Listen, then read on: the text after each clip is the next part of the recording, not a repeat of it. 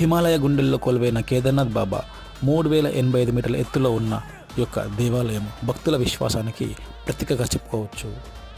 ఇక్కడ చరిత్ర పురాణానికి వెళ్ళినట్టయితే మహాభారతంలోని పాండవులు కురుక్షేత్ర యుద్ధం తర్వాత పాప విమోచన కోసం శివుని ఆశ్రయించారు. శివుడు నంది రూపంలో కనిపించి కేదార్నాథ్లోని తన పీఠాన్ని భూమిలో కలిపాడు. అదేవిధంగా ఈ స్థలంలో పాండవులు ఆలయాన్ని నిర్మించారు.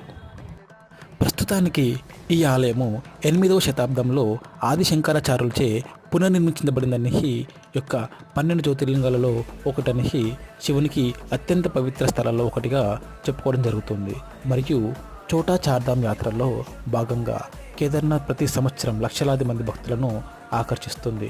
అదేవిధంగా శీతాకాలంలో ఈ యొక్క ఆలయము మూసివేయబడుతుంది. కానీ భక్తుల భక్తి మాత్రం ఎప్పటికీ ఈ ఆలయానికి నిలిచిపోతుందన్నమాట.